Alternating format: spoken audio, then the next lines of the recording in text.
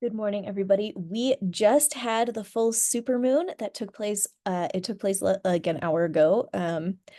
I guess 2 hours ago now, based on when I'm recording this. But this is going to be a really interesting energy today, and of course, leading up to this election, which is happening in less than 3 weeks. So we definitely have to talk about it. Now, before we talk about it, I do want to share something that I just found about Hurricane Helene and the ongoing relief efforts there. As I've been kind of like on a, I don't know, I haven't been on YouTube that much, but okay, this is the guy that I found this morning, Joe Stull. I'm in this group on Facebook called like Western North Carolina Devastation or something like that, and they just talk about Helene all day.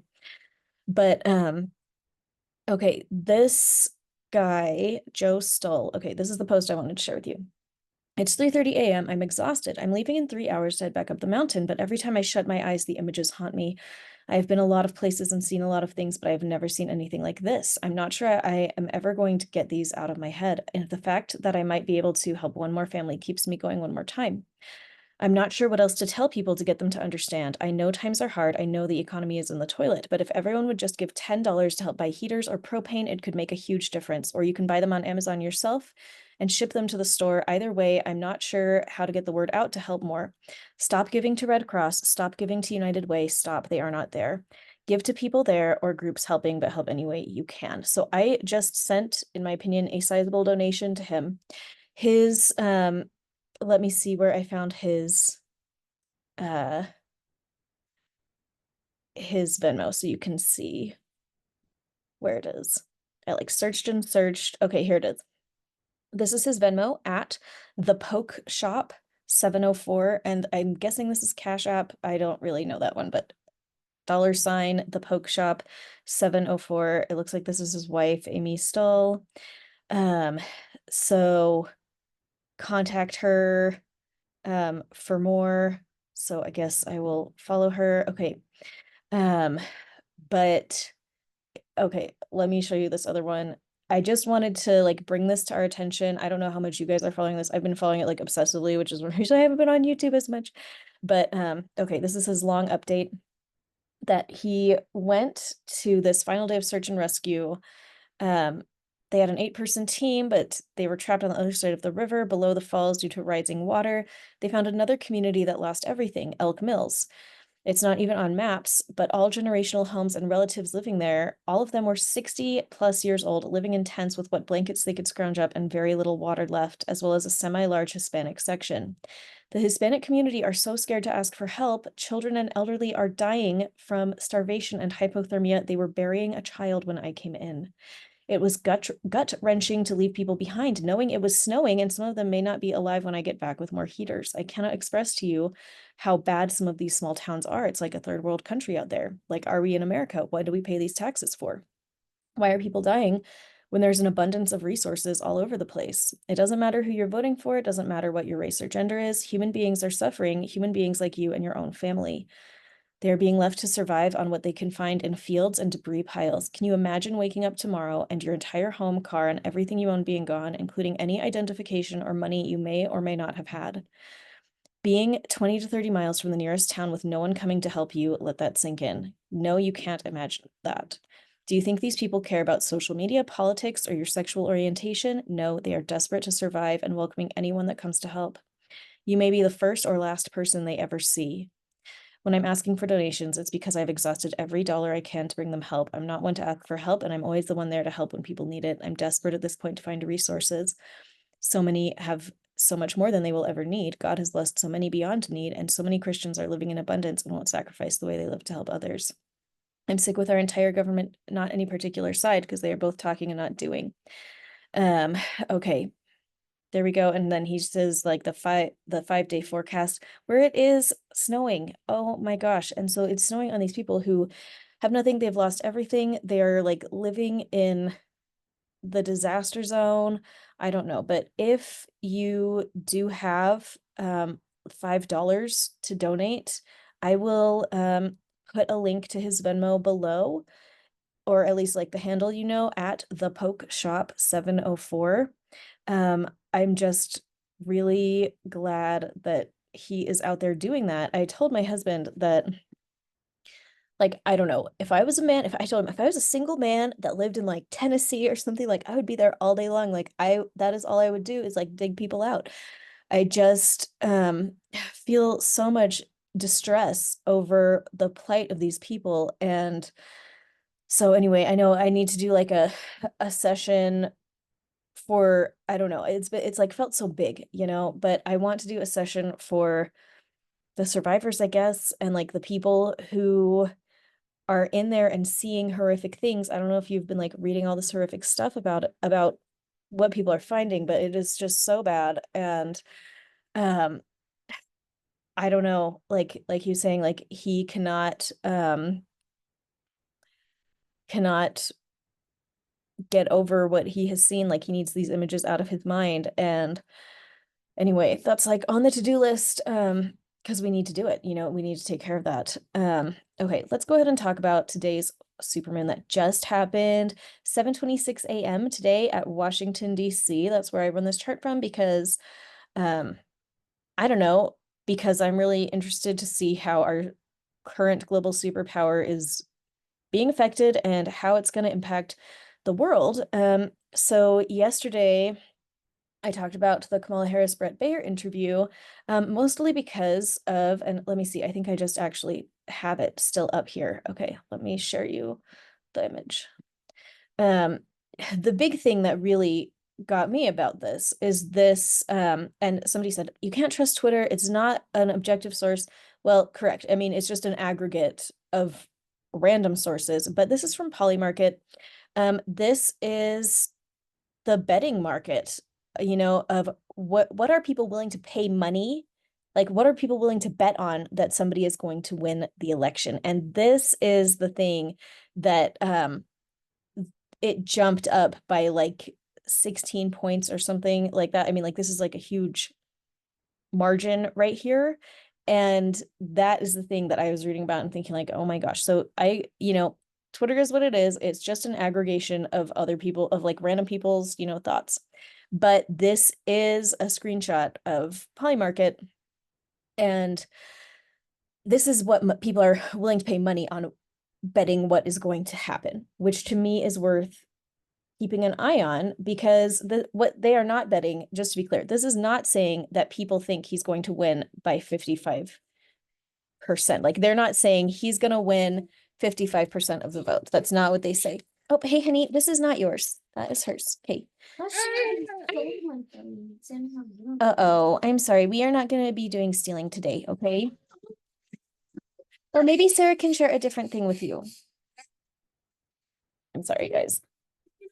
They had class store yesterday at school, and my daughter sold 600, school books worth of her products, very entrepreneurial, but then she brought this massive bag of candy home, like enormous. She spent her 600 school bucks on candy that now everyone gets to fight over. So that's like really exciting. But okay.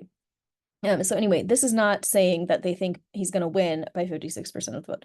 What it's saying is that like 56% of these people think that he is going to win the election. I hope that makes sense. So this is just an interesting thing that I think is worth keeping an eye on. Like if a majority of people think that he is going to win, like to me, that is an important indicator. But as I've been thinking about this election, and by the way, I hope that I got this right. Like if you are a true Polymarket expert and I explained that wrong, like please correct me, because let me be the first one to say I'm not a Polymarket expert, but that is my understanding of why that graph matters. And when I saw it, I was like, ooh, this feels really important. If 55% of people that are willing to put money on this think that he's going to win, we have just seen an important shift, which of course did not start in that moment, but it widened significantly in that moment. So although we have a sizable amount of people that feel like Kamala did very well in that interview, we have a bunch of people that feel like she did not do very well in that interview. If the overall, like if the big picture group of people, if 56% of people that are willing to bet on this are thinking that now her chances are like significantly lower, like this this is not just important because we're keeping an eye on the election. Like, to me, the biggest thing that is important is not the election, it's the upheaval. Okay, we're looking at a period of upheaval that I've been talking about since before 2020, because if you'll recall, when 2020 opened, we had this like really, really interesting conjunction that took place on, I think, January the 12th, that I did a bunch of videos about. But the point of it was that we were going to see some big shifts in government, and that this was going to kind of open up a window for a lot of upheaval in especially the area of Capricorn, which governs government and the economy and stability of society. And, Pluto is in Capricorn at this time, but Pluto is going to be exiting, I think, on November 19th. And I need to double check that, but I'm like 99% sure that that is the accurate date that is floating around in my head. What does that mean? It means that we are looking at this period of some big shifting in terms of government. And I hope we can see how no matter who wins the election, we're looking at this. We are looking at this in a big way. I think, regardless of who wins, we are going to see some big policy changes that are going to impact a lot of people. Or perhaps if it's not changes, because like, say a lot of policies are continued due to like an incumbent staying in office, then what, but I think that will open up some doors for some more like international kinds of upheaval as well, because the entire planet has their eye on what is going on in the US and how is that going to impact international relations and what other nations can get away with, really. So no matter who wins, we are going to be looking at a lot of upheaval. But when we see an event that's going to like lead to more people thinking that things are going to go a certain way. So last night I had this thought in the middle of the night after recording this video. It's that the significance of last night is not just that we saw this widening gap in who the layman thinks is going to win. The bigger problem is, to me, that if there is a perception that DT is going to win, and when we have this widening margin of people who think that that is true, we've already seen 2 attempts on his life. And I said in private, that I just had this like feeling, I think we're going to see 4 more attempts on his life.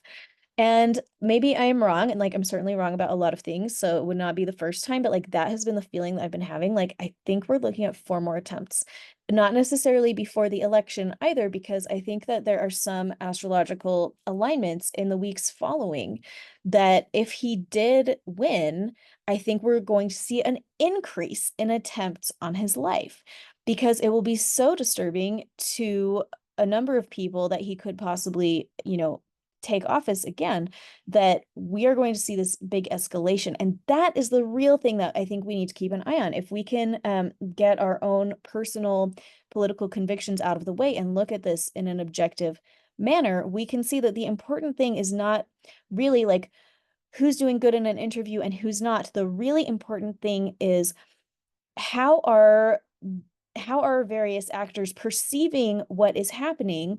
How are they going to play into increasing upheaval as we move into the future?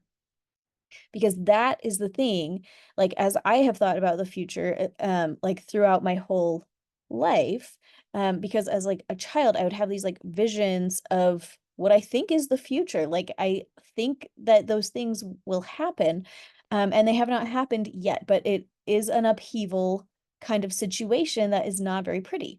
And so as we're heading into this election, again, my concern is healing. That is what this is all about.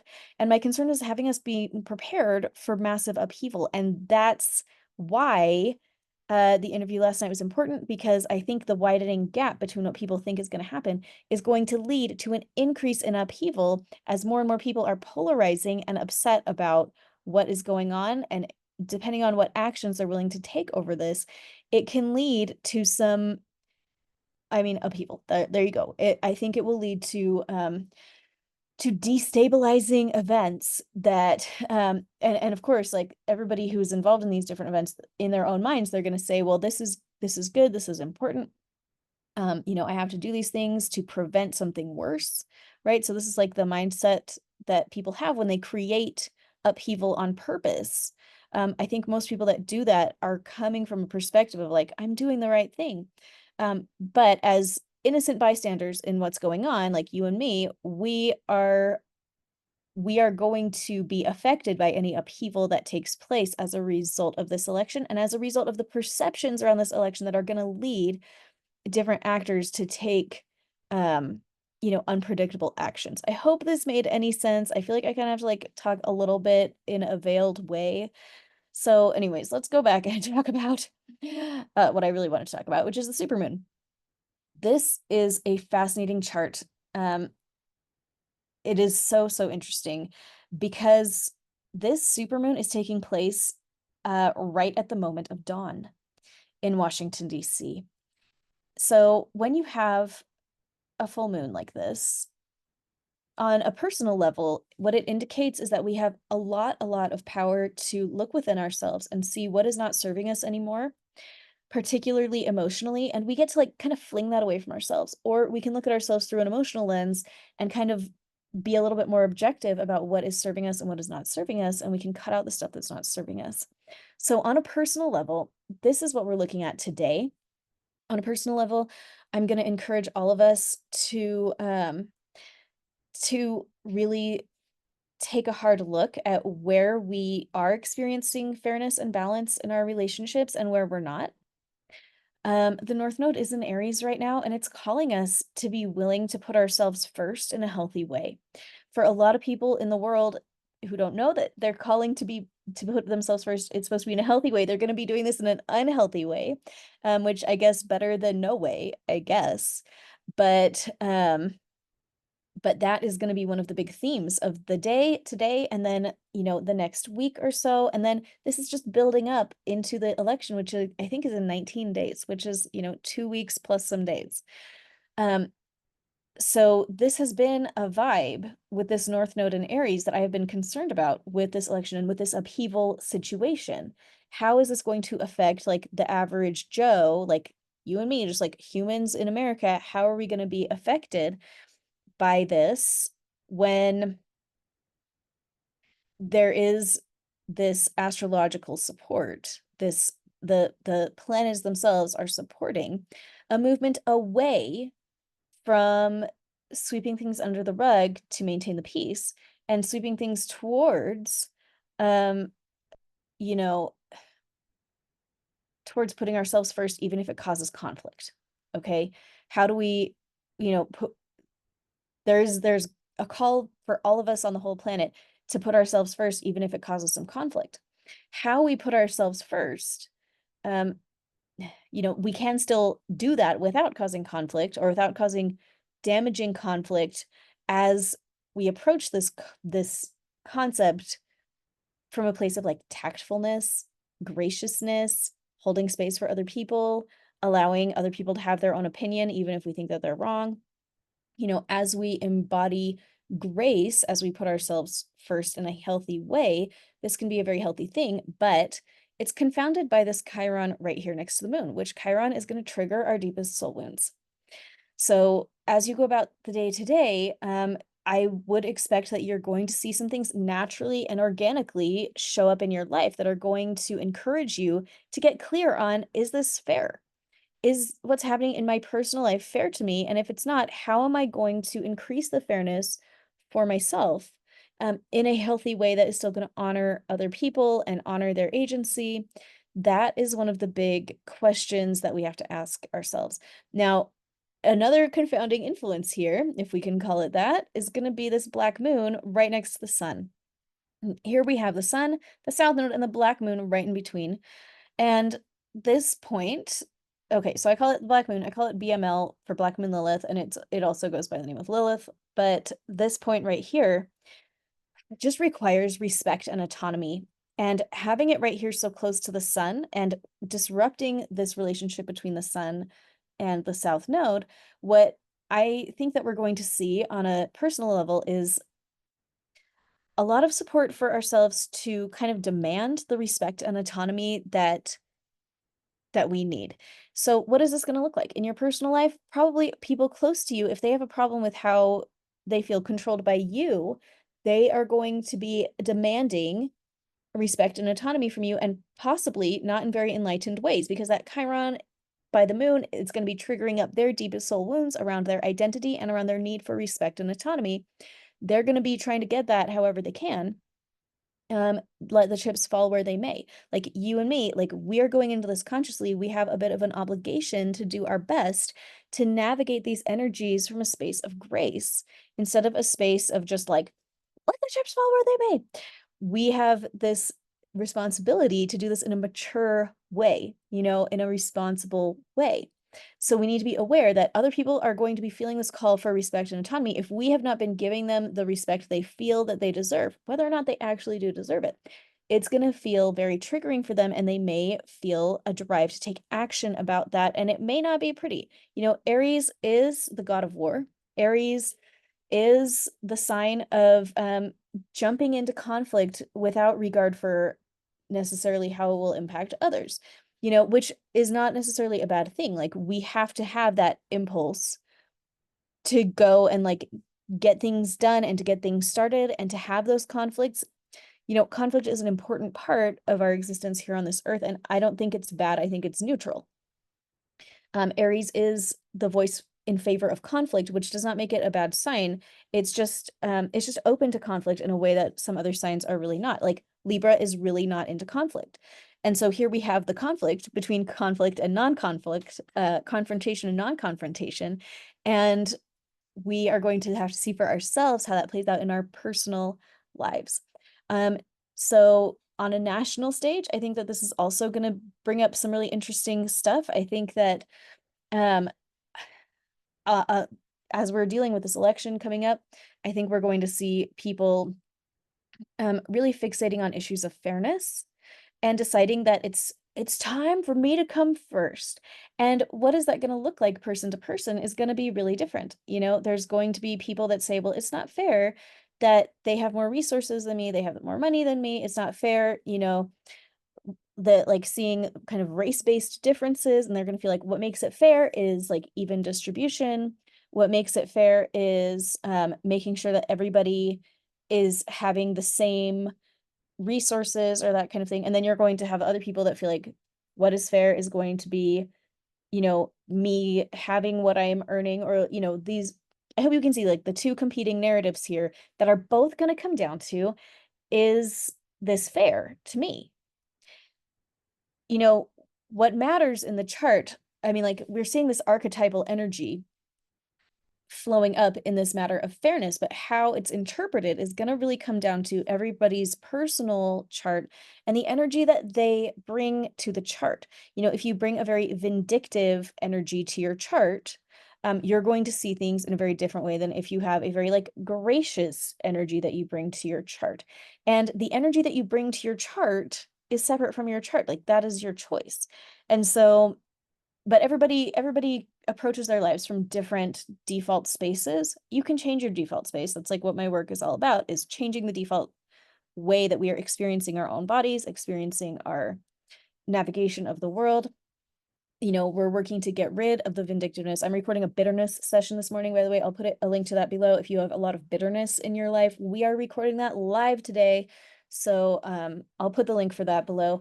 But I hope that we can see that on a national level, I think we're going to see an escalation of feelings of unfairness, and I need to put myself first. And it's going to manifest in different ways depending on what people think is what fairness means. You know, everybody is going to be having a heightened focus on this is not fair, but what is unfair to them? Okay, what did they think is unfair, and what did they think is the appropriate situation that's going to put them first?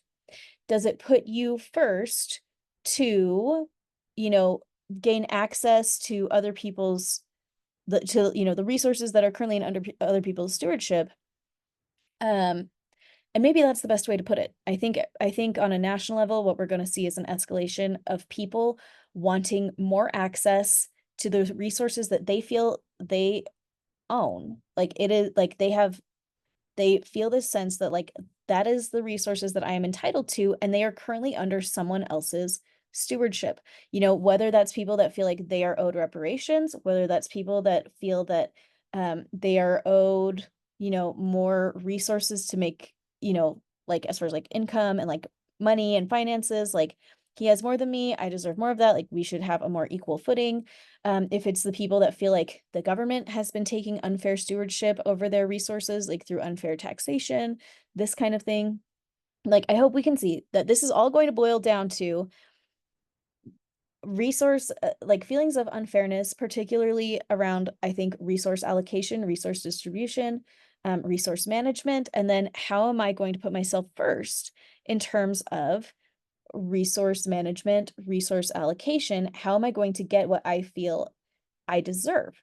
And I think that that is really an Aries kind of thing to be concerned with, is like, what about me? What do I deserve? Because Aries is the foundational part of our identity. Okay, so pause on all of that talk, because it's time to talk about our core sense of self and the fact that this exact supermoon, it is almost an eclipse. It is not a true eclipse, but it is almost an eclipse. It is allowing us to kind of reset our sense of self, reset our sense of identity. I'm going to put down a link for my personality activation session as well, because I think that that would be a powerful session today, especially if you don't feel that connected to your own personality, or you feel like you don't allow yourself to shine. That one, and releasing shame about sharing who you are, and the shame session, all of those are going to be really powerful today in particular, and in the coming days after this, because we have a lot of support to really dig into wounds around our identity. Who am I really? What do I deserve? Okay. And if we don't like how we are feeling about the answers to those questions, this is a powerful day to change it. We have the power to change how we view our own identity. We really, really do. We have it within ourselves to take a step back and become rational and objective, or more objective, investigators of our own personality. So I recently sent a good friend the book How to Win Friends and Influence People, which was a formative book in my life when I was 14 years old. I was terrified of people. I did not have a lot of friends. I was super, super shy.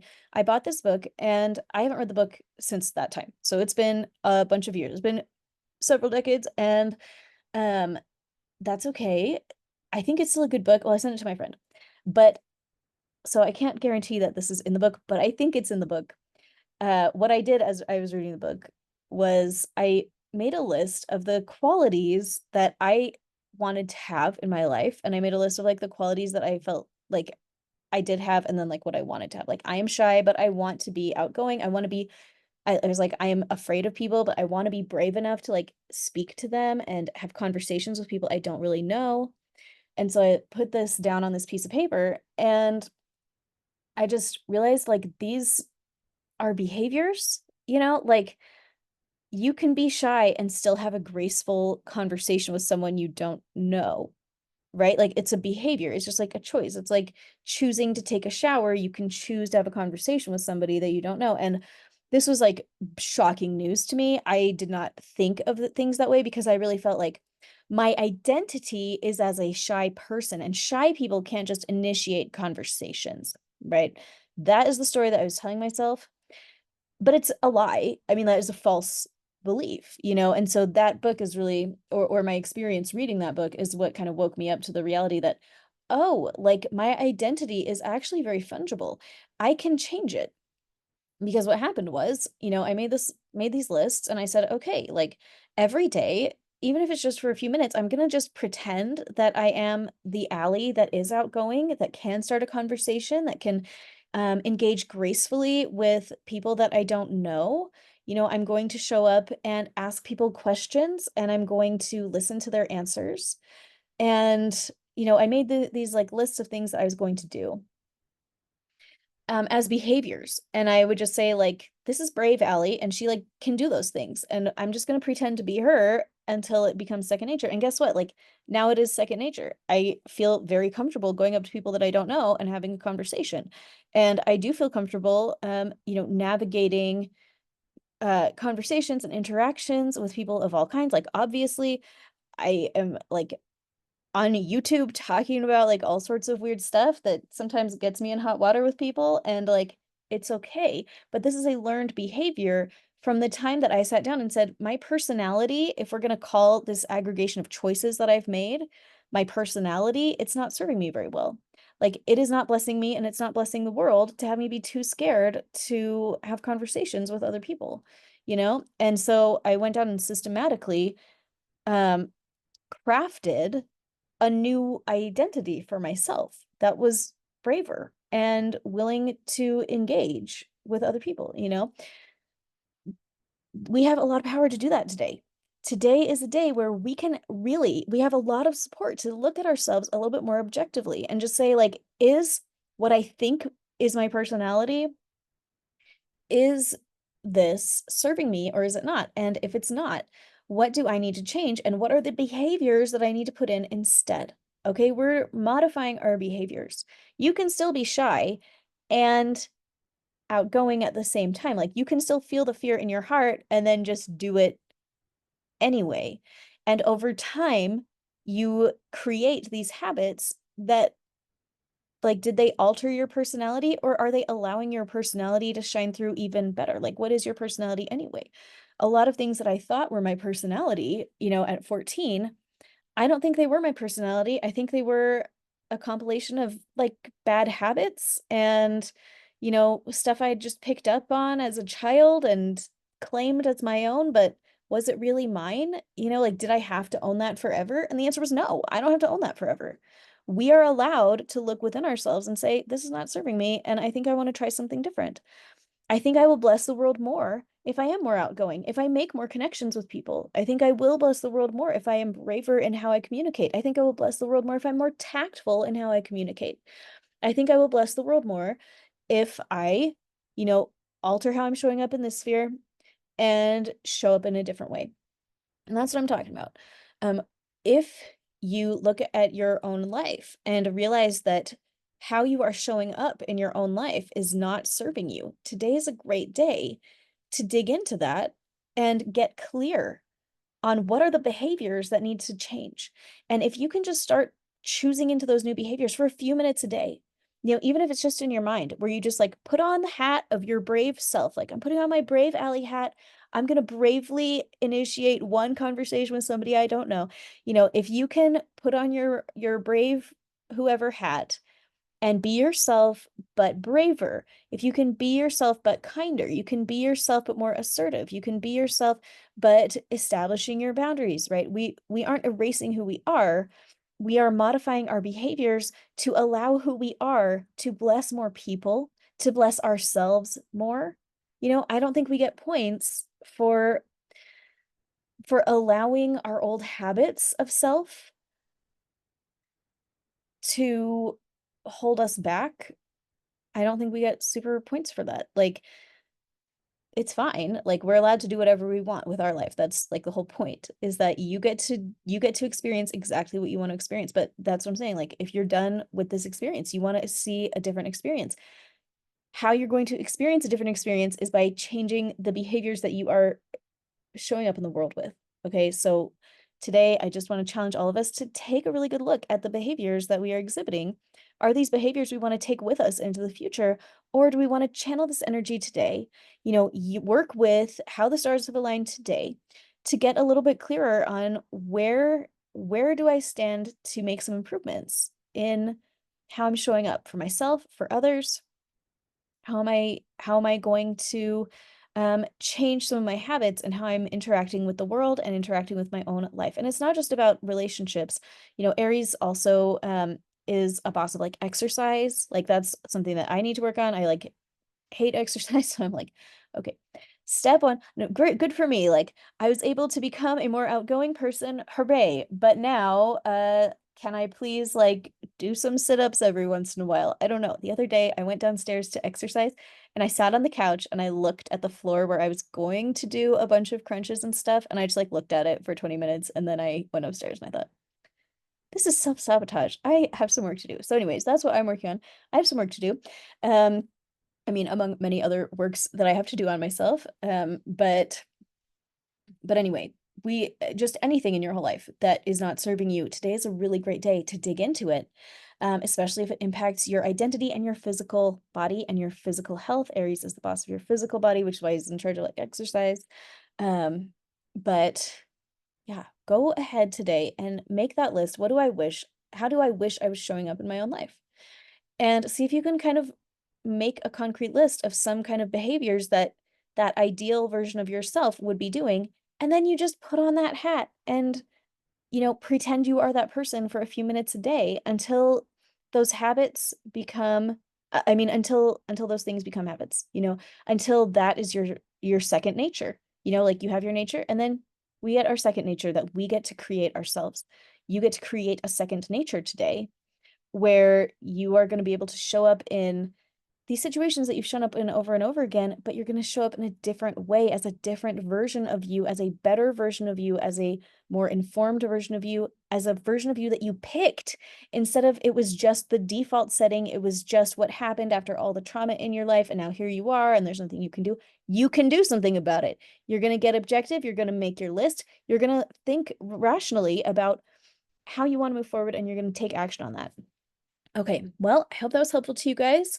Um, I don't know. I just want to say that I'm trying. I'm trying. I don't want to be like, I don't know, ruining anybody's life or like triggering a whole bunch of like controversy and stuff like that. Like that is not my dream for myself. What I hope that my work here is doing is supporting you in feeling empowered as we face a future that is on the upheaval side of things.